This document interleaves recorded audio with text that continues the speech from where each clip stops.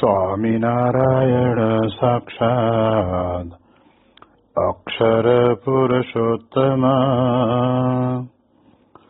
સર્વેભ્ય પરમં શાંતિ આનંદમ સુખમર્પયેત. શ્રી સ્વામિનારાયણ ભગવાનની જય. અક્ષર પુરુષોત્તમ મહારાજની જય. ગુણાતીતાનંદ સ્વામી મહારાજની જય. પ્રમુખ સ્વામી મહારાજની જય.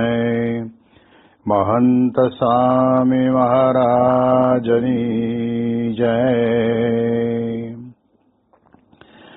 પ્રગટ ગુરુ હરિ પરમ પૂજ્ય મહંત સ્વામી મહારાજની આજ્ઞા અને આશીર્વાદથી આપણે બધાએ નિત્ય પ્રાતઃ કથાનો લાભ લઈ રહ્યા છીએ. આજે આપણા માટે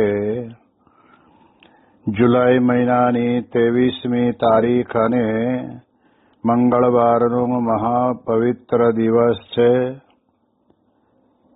અને 1316મી સભા થાય છે.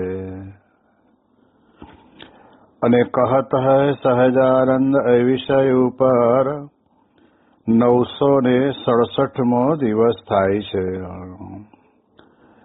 ભગવાન સ્વામિનારાયણ ગરડા પ્રથમ પ્રકરણના 61ના વચનામૃતની અંદર સદગુરુ બ્રહ્માનંદ સ્વામીએ પૂછેલા પ્રશ્નનો ઉત્તર આપે છે.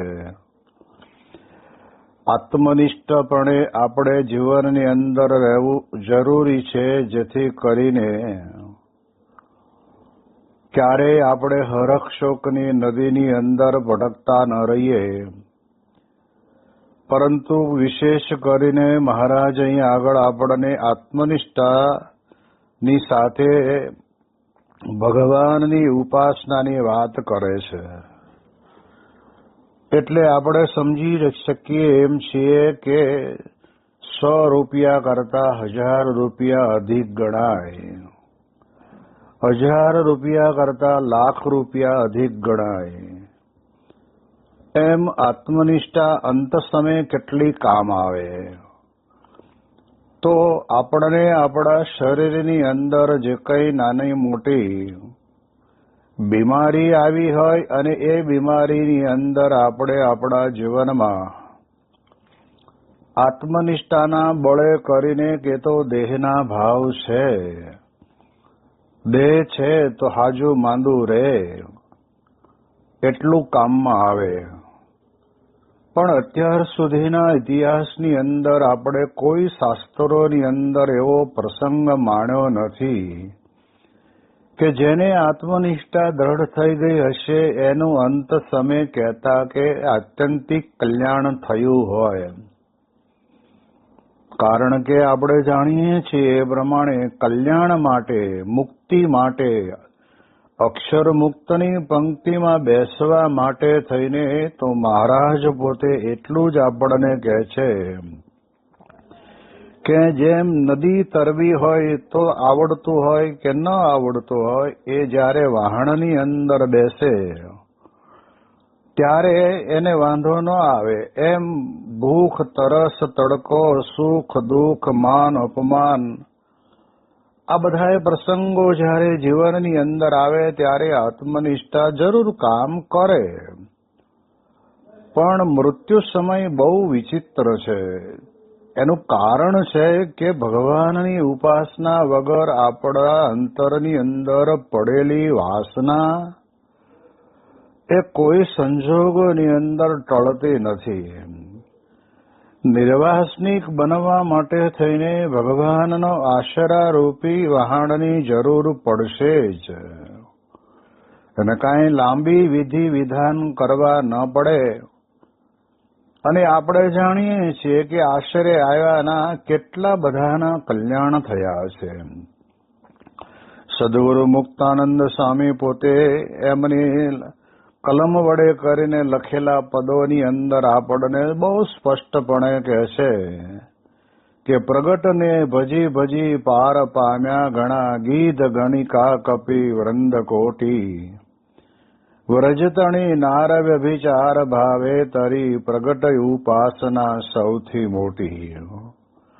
ઉપાસનાની વાત મુક્તાનંદ સ્વામી જેવા માં જેવા સંત અને સદગુરુ વરિષ્ઠ સંત પોતે આપણને મહારાજે બતાવેલો એક સિદ્ધાંતમય રસ્તો આપણને બતાવે છે કે પ્રગટ ભગવાનની ઉપાસના વિના તો ગમે તેટલી આત્મજ્ઞાનની વાતો કરી હશે, આત્મનિષ્ઠા થયા હશે, તો પણ અંતકાળે તો એ આ બધી જ આત્મનિષ્ઠાના કોઈ સાધન કામ આપણને આવતા નથી. અંતકાળે તો જો ભગવાનના શરણે ગયા તો ભગવાન આપણું બધું જ સારું કરી દે ને આપણને ભગવાન પોતાની આંગળી પકડીને અક્ષરધામને વિશે લઈ જાય. એટલે એટલા માટે થઈને ઉપાસના બહુ મહત્વની બાબત છે. અને એટલા જ માટે મહારાજ પોતે પણ વચનામૃતની અંદર કહે છે કે ત્યાગનો પક્ષ મોળો કરીને પણ ઉપાસના રહે એના માટે થઈને અમે ભગવાનના મંદિરો કર્યા. કારણ કે આપણે જાણીએ છીએ કે મંદિર, શાસ્ત્ર અને સત્પુરુષ, એ સત્પુરુષ છે ને એ પોતા જેવા એકાંતિક સત્પુરુષ પણ બનાવી શકે, સત્પુરુષ મંદિર પણ બનાવી શકે, સત્પુરુષ શાસ્ત્ર પણ બનાવી શકે.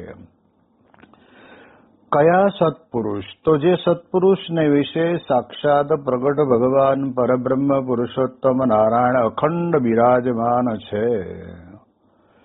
અને આ લોકની અંદર આવ્યા છે ભલે, પણ છે તો એ માયાથી પર એવા જે બ્રહ્મ, અક્ષર બ્રહ્મ ગુણાતીત છે ને એ જ સત્પુરુષ.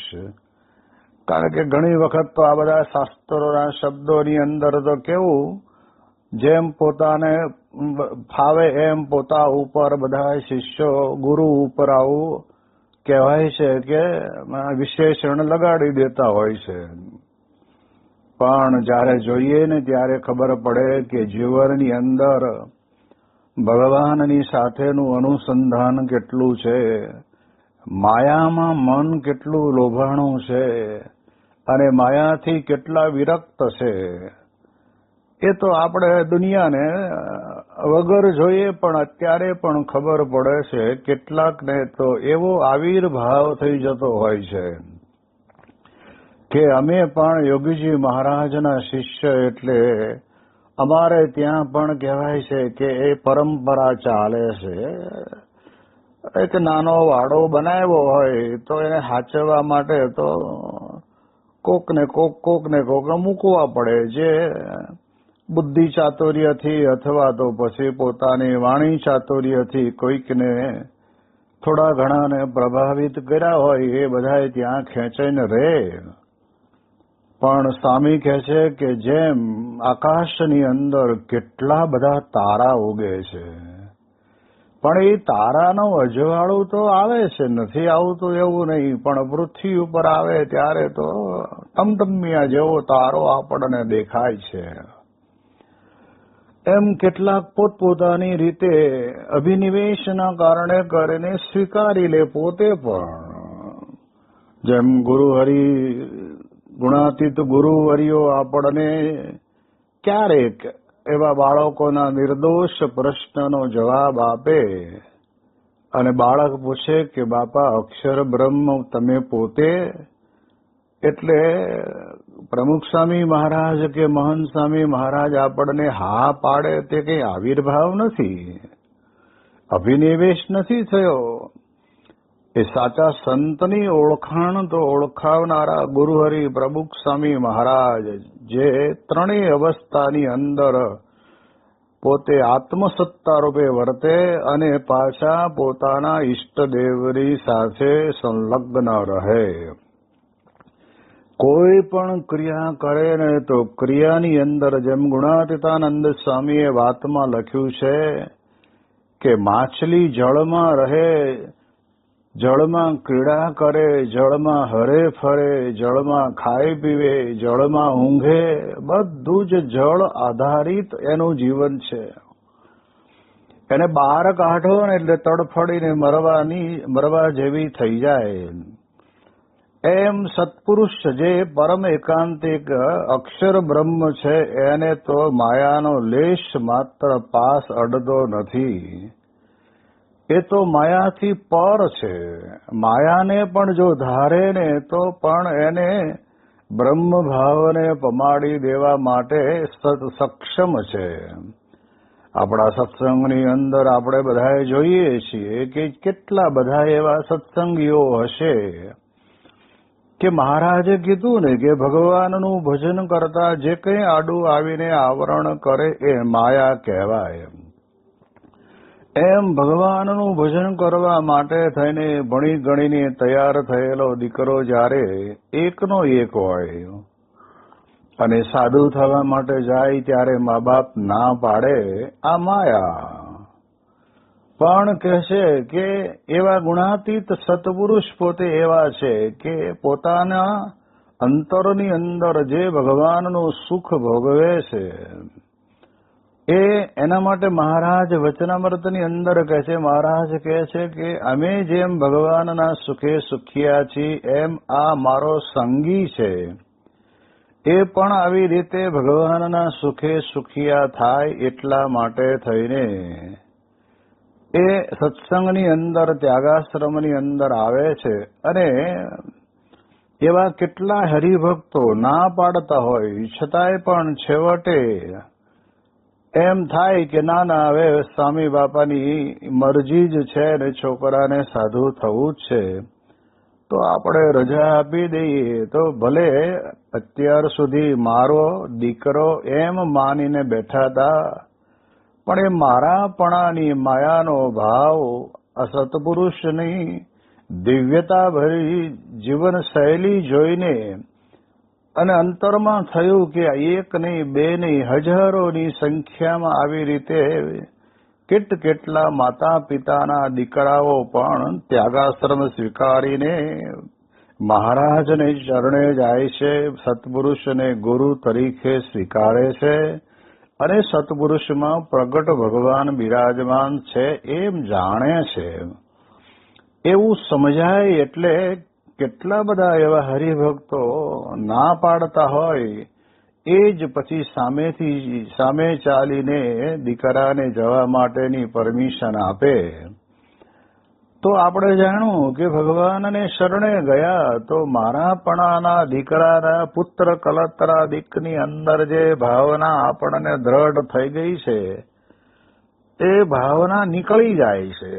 એટલે સત્પુરુષ છે એ જ આપણને બ્રહ્મરૂપ બનાવી શકે છે. અને એટલે જ મહારાજે કહ્યું, મહારાજ કે પ્રગટની ઉપાસના, ભગવાનનું ભજન તો આપણે બધાએ કરીએ જ છીએ, ભજન કરવું એ પણ એક ઉપાસનાની અંદર ભક્તિ માર્ગમાં ગણાય છે.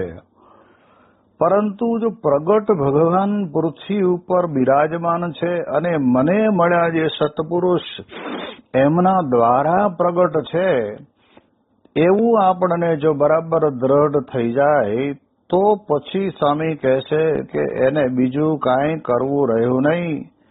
જેમ તરતા આવડતું હોય કે ન આવડતું હોય એ બંને જણાને વહાણની જરૂર પડે છે.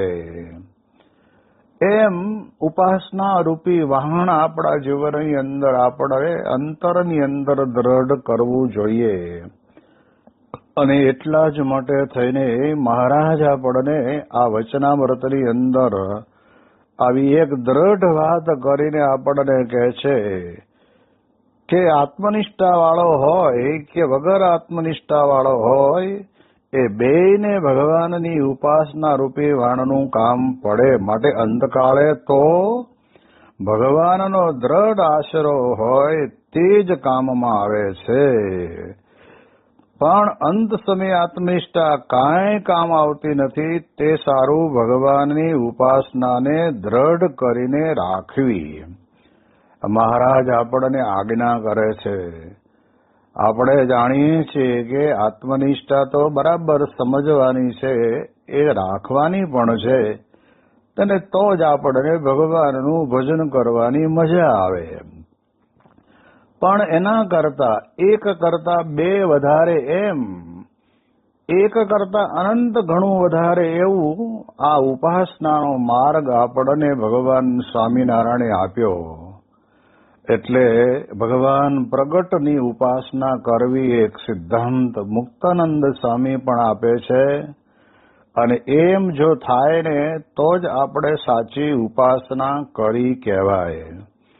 બાકી 5 પેઢીથી ચાલ્યો આવતો સંપ્રદાયનો સ્વામિનારાયણ સંપ્રદાયનો એ શિરસ્તો ચાલુ હોય તો માળા પૂજા કે આદિક આપણે કરીએ એ સારું છે. મંદિરે જઈને 12 મહિને એકાદ વખત રસોઈ આપી આવી એ સારું છે. પરંતુ કહેવાય છે કે જ્યાં સુધી ઉપાસનાની વાત જીવનની અંદર ન સમજાય ત્યાં સુધી મોક્ષ માર્ગે દીધા કમાડ કડી જડી બારણે ફેરો ન ફાયો થયો ફજીત જીત ગઈ જળમાં. એટલા માટે આપણને આવા પરમ એકાંતિક સત્પુરુષમાં અખંડ ભગવાન રહ્યા છે અને એ આપણને ઉપાસના સમજાવે છે. બ્રહ્મ સ્વરૂપ ભગતજી મહારાજે પોતે આ વાત કરી. અક્ષર બ્રહ્મનો ઉદ્ઘોષ કર્યો. શાસ્ત્રીજી મહારાજે સંપ્રદાયની અંદર અનહદ અપમાનો સહન કરીને પણ એમણે અક્ષર રૂપ બનીને પુરુષોત્તમની ભક્તિ કરવી એવી એક ઉપાસનાની પરિશુદ્ધ રીત એમણે પ્રવર્તાવી. અને એ ઉપાસનાના કારણે કરીને આપણા જીવનની અંદર આપણે બધા અત્યારે જે કંઈ આનંદ ભોગવી રહ્યા છીએ એ કંઈ આત્મનિષ્ઠા માત્ર એકલાનો આનંદ નથી. પણ આપણે જાણીએ કે ગઈકાલે જ ગુરુ પૂનમના દિવસે 50,000થી ઉપરાંત હરિભક્તો બોચાસણની અંદર એક નાના એવા ગામની વિશે ગુરુના દર્શન કરવા માટે થઈને આતુર બન્યા. એટલે આપણે જે કહેવાય છે ને કે ગુરુર બ્રહ્મા ગુરુર વિષ્ણુ ગુરુર દેવો મહેશ્વર ગુરુ સાક્ષાત પરમ બ્રહ્મ તસ્મૈ શ્રી ગુરુવે નમઃ. એ ગુરુ છે એ આપણા માટે સાક્ષાત પરબ્રહ્મનું સ્વરૂપ છે. એમાં ભગવાન અખંડ રહ્યા છે. તો એવા ભગવાનના અખંડ ધારક સત્પુરુષના દર્શન માત્ર કરીને અનંત પતિત જીવનો ઉદ્ધાર થાય છે.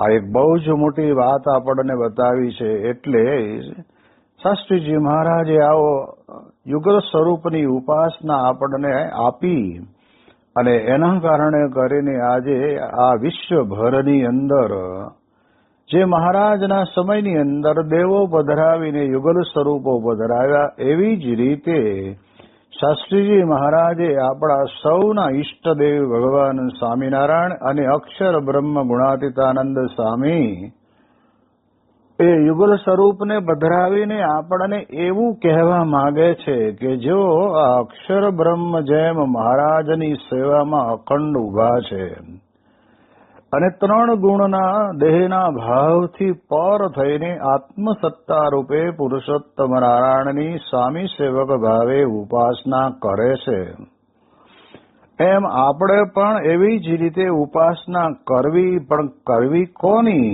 આપણે પણ પુરુષોત્તમ નારાયણની જ ઉપાસના કરીએ છીએ.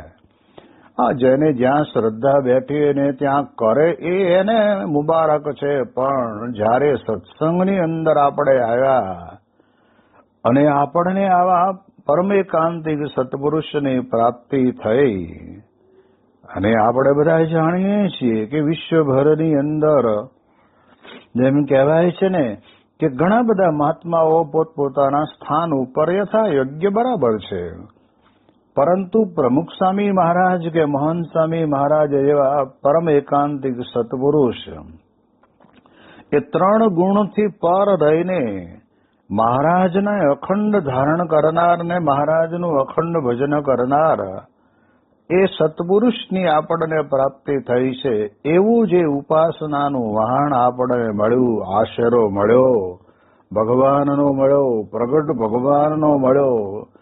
પૂર્વે પણ જેટલા ભક્તો થઈ ગયા એ ભક્તોના જીવન જો સામે જોઈએ તો આપણને ખ્યાલ આવે કે રામાવતારની અંદર વાનરો બધાએ રામને ભજ્યા, રામની સેવા કરી, રામને લંકામાં જવા માટે પુલ બનાવી આપવામાં મદદરૂપ બન્યા ને ભલે એમણે માળા નથી પહેરવી પણ એટલું તો સમજી ગયા હતા કે આ જે દશરથ નંદન ભગવાન શ્રી રામચંદ્રજી પોતે સ્વયં મર્યાદા પુરુષોત્તમ છે અને આપણે એ ભગવાનની મરજીમાં ભળી જવાનું છે અને એટલે જ એની આ ઉપાસના કહેવાય, એટલે જ એ સાચા ભગવાનના ભક્ત બન્યા કહેવાય.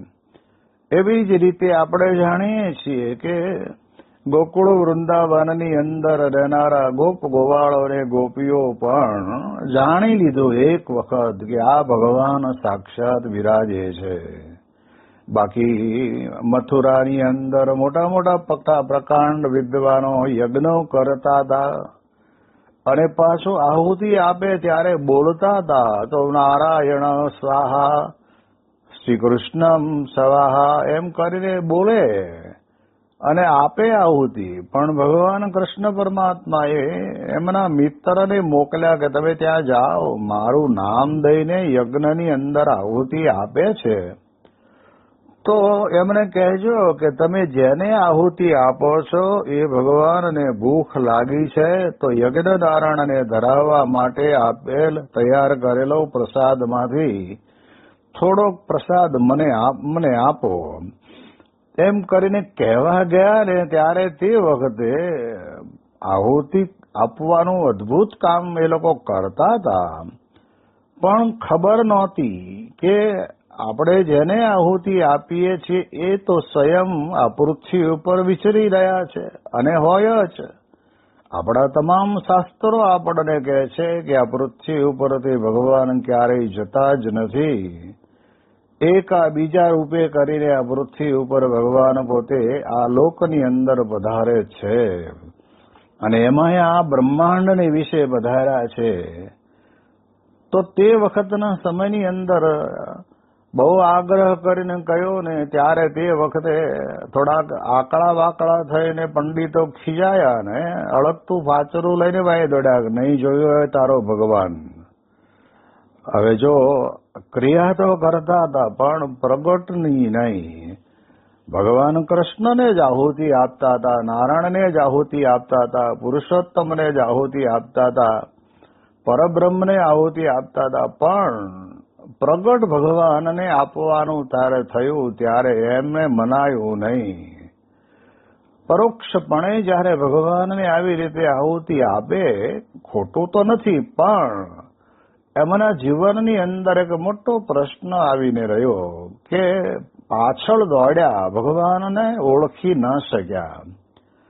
જ્યારે આ બાજુ જે ગોકુળ વૃંદાવનની અંદર રહેનારા ગોપ ગોપી ગોવાળ જે કઈ હતા એમના યોગે કરીને મથુરાની અંદર રહેલી જે મહિલાઓ બધી એ બધા પોતે દહીં દૂધ ને માખણ લેવા માટે એ ગોપીઓની પાસે આવે ત્યારે બોલે ગોપીઓ કે દહીં લો, દૂધ લો, માખણ લો, કૃષ્ણ લો, કૃષ્ણ લો, કૃષ્ણ લો.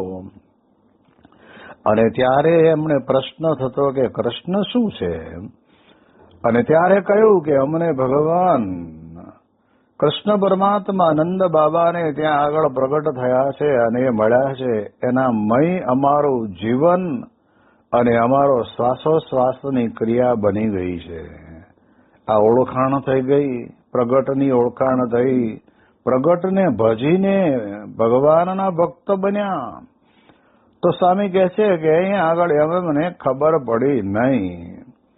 અને પછી તો માં કૃષ્ણ ભગવાને કહ્યું કે એક કામ કર, એ લોકોએ નથી આપ્યું પણ એમના ઘરે જાઓ અને એમના ઘરની અંદર ત્યાં જે ઋષિ પત્નીઓ રહે છે એ લોકોને કહેજો કે કૃષ્ણ ભગવાન ભૂખ્યા થયા છે માટે તમે આપો.